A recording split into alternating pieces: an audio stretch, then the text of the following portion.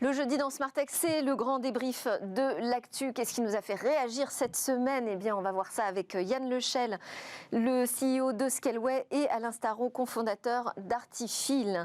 Mais avant ce débrief, on va regarder quelle est l'actualité de la semaine. Et en l'occurrence, c'est Adèle Muller qui va nous la porter avec Emmaüs Connect, qui lance un appel au bénévolat face à l'urgence numérique. Bonjour Adèle. Bonjour.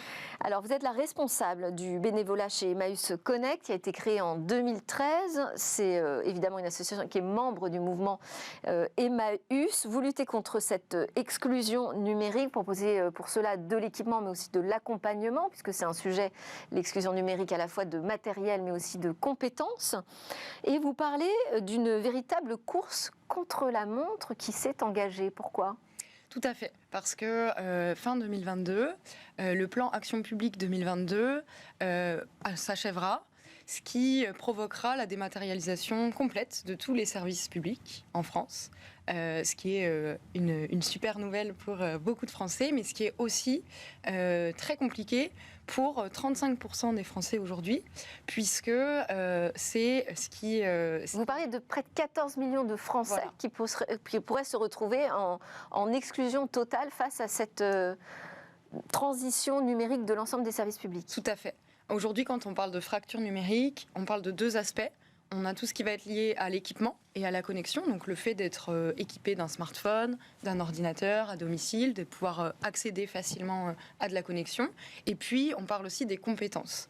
Il faut aujourd'hui être capable d'avoir une adresse mail, de pouvoir se connecter sur différents sites. Et aujourd'hui, 14 millions de Français se disent en difficulté sur un ou deux de ces aspects-là. C'est pour ça qu'Emmaüs Connect existe aujourd'hui et qu'on agit sur ces différents volets. Et donc, pour vous, on est vraiment dans une situation d'urgence numérique en France. Oui, tout à fait. Tout à fait. Pourtant, il y a quand même, à part Emmaüs Connect, il y a quand même pas mal de structures aujourd'hui qui permettent de se connecter à des services publics avec l'aide, par exemple, de La Poste. Enfin, il y a des systèmes d'accompagnement aujourd'hui qui existent. Bien sûr. D'ailleurs, on travaille, nous, avec toutes ces structures-là. Ce qui se passe, c'est qu'aujourd'hui, ces différentes structures sociales, par exemple, font à la place des personnes.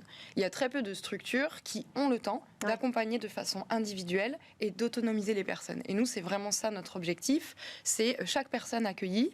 On souhaite qu'à la fin de son parcours chez nous, elle puisse être entièrement autonome sur le numérique via un équipement et via des compétences numériques de base. Gagner en autonomie, ça c'est crucial. Donc je disais que l'association a été créée en 2013. Quels sont aujourd'hui vos chiffres? Combien de personnes ont été accompagnées?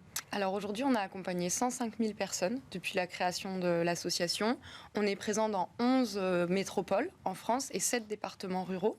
On travaille avec un grand réseau d'associations, de partenaires, comme par exemple Pôle emploi aussi, puisqu'on va créer des parcours d'accompagnement spécifiques pour les demandeurs d'emploi, notamment.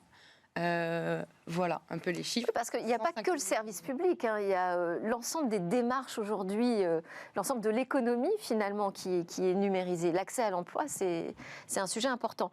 Alors, Emmaüs Connect, donc vous lancez un appel au bénévolat. Là, on est en plein dans cette semaine de campagne, hein, pour vous. C'est du 8 au 15 octobre, dans le cadre des journées engagées.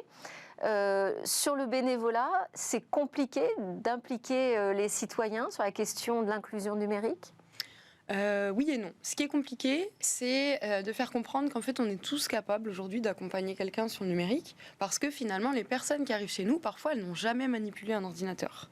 Et vraiment, on peut être impressionné de se dire, mais est-ce que moi, je suis vraiment capable d'accompagner quelqu'un?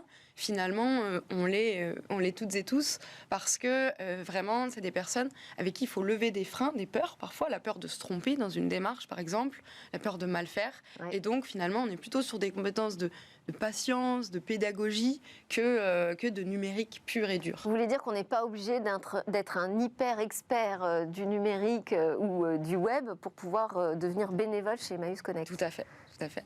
Quelles sont les 5 conditions requises alors? Partager les valeurs d'Emmaüs Connect et du mouvement Emmaüs, donc des valeurs de bienveillance, de solidarité, une approche aussi très importante, comme je disais tout à l'heure, de ne pas faire à la place de la personne, mais vraiment faire avec elle. Donc être dans cette démarche de pédagogie, de montrer, de rassurer. Voilà, ensuite être disponible, évidemment, sachant que Ça représente quoi, oui, concrètement? c'est très flexible. Aujourd'hui, on peut s'engager seulement 2 heures par mois, par exemple, si on le souhaite. On a un système de créneaux de bénévolat. On accueille les personnes dans nos points d'accueil, qui sont dans les grandes villes dans lesquelles on est présent.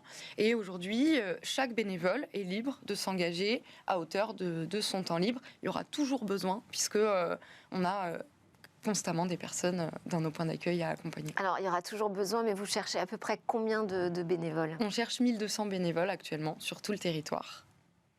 Et ça, c'est un objectif facilement atteignable?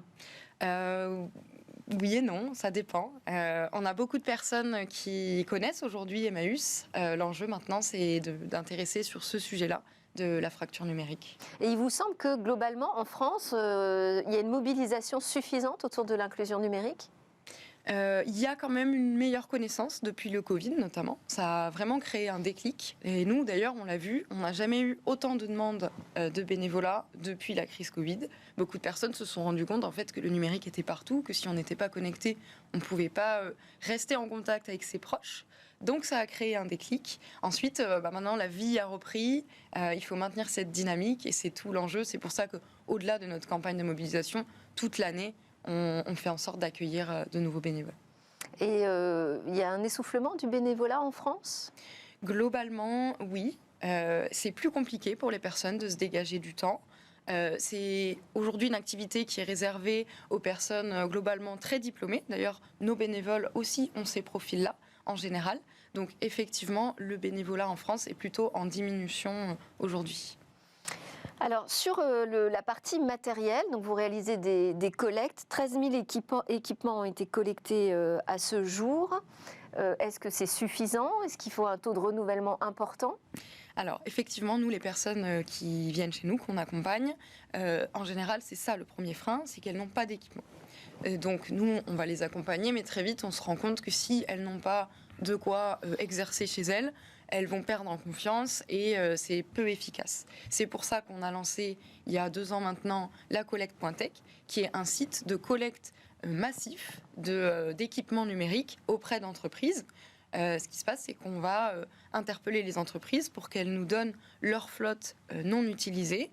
Nous, on va les reconditionner à travers un réseau de reconditionneurs solidaires pour ensuite les revendre à tarif très solidaire au public qu'on accompagne. Et donc, effectivement, aujourd'hui, on manque de stock. Dans nos points d'accueil, on a parfois des listes d'attente de plusieurs mois pour pouvoir se procurer un ordinateur. Et c'est voilà ce que j'allais dire, c'est en particulier des ordinateurs dont on a besoin? Surtout les ordinateurs, plutôt des ordinateurs portables. Ensuite, les smartphones sont également très utiles. Au-delà des démarches individuelles, parce que l'appel au bénévolat, ça concerne chacun d'entre nous. Vous avez expliqué qu'on peut même donner que 2 heures de notre temps par mois, c'est pas énorme. Comment peuvent s'impliquer davantage les acteurs privés? Par le don de matériel, ça c'est vraiment quelque chose d'essentiel aujourd'hui, par des financements sur nos différents projets bien entendu, par le fait d'en parler, par du mécénat de compétences aussi. De plus en plus d'entreprises Comment ça fonctionne, ça se mettent dans ces démarches-là.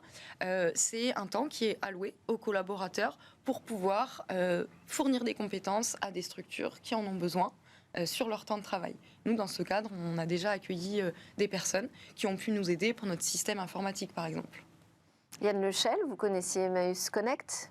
Oui, mais nous n'avons pas encore participé. En revanche, la collecte de matériel, oui. Merci beaucoup Adèle Muller, donc responsable du bénévolat chez Emmaüs Connect, donc membre du réseau Emmaüs. Je rappelle donc cet appel que vous lancez au bénévolat dans le cadre de ces journées engagées dans toute la France du 8 au 15 octobre. C'est parti dans Smart Tech pour la suite de l'actualité, c'est le moment du débrief.